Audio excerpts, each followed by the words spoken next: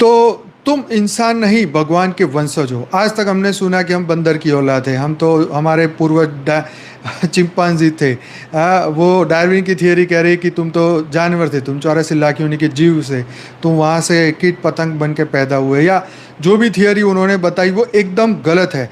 तो तुम देह नहीं, तुम देवता हो। राइट, तुम देह नहीं, तुम देवता हो। क्या तुम सच में सिर्फ मनुष्य हो? आपने कभी ये सोचा? आपको गहराई से सोचना चाहिए। क्या सिर्फ तुम मनुष्य हो? क्या मनुष्य से ऊपर कुछ भी नहीं है? क्या मनुष्य से मनुष्य क्या रियल में अल्टीमेट सोर्स है?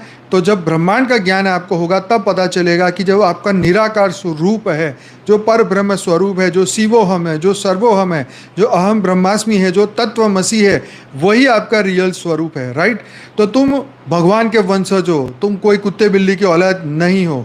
यह आपको याद रखना चाहिए। आत्मा परमपिता की संतान है, तुम दिव्य हो, लेकिन तुम भूल गए हो कि तुम कौन हो। याद करो, तुम सीमित नहीं, तुम अनंत हो।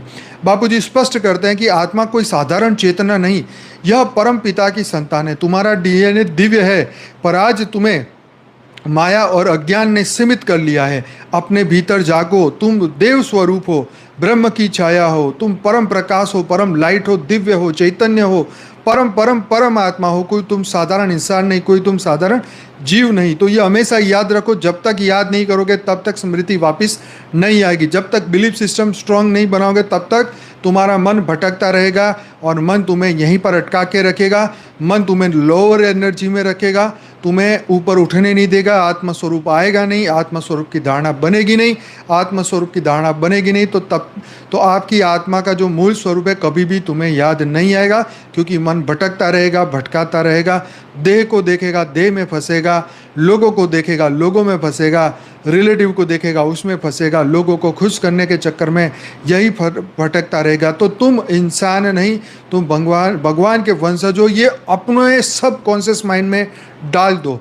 अपने आप को ट्रेन करो, अपने आप को जागृत करो, अपने आप को पहचानो, है अपने दिव्य स्वरूप को पहचानो, अपने दिव्य गुणों को जागृत करो, अपने अवगुण को खत्म करो। तभी आप अपने आप को भगवान के वंशज कह सकते हो, या तत्वमसी कह सकते हो, सो हम कह सकते हो। जैसे वो वैसे हम, तत्वमसी, तुम ही वो हो। भगवान बार बार बोलते हैं, वेद उपनिषद बार बार तुम्हें अपनी स्मृति दिला रहे हैं। लेकिन अगर हम ये याद नहीं करेंगे तो फिर हम अपनी मन की मौत मारे जाएंगे। तो ये समझ लो, ये आपके लिए है। अपने भीतर जागो, तुम देव स्वरूप हो, तुम ब्रह्म की छाया हो, तुम परम प्रकाश हो, परम आत्मा हो। तो बापूजी हमेशा ये समझाते हैं, अपने दिव्य स्वरूप को जानो, मानो, पहचानो और विश्व कल्याणकारी आत्मा बनो। बहुत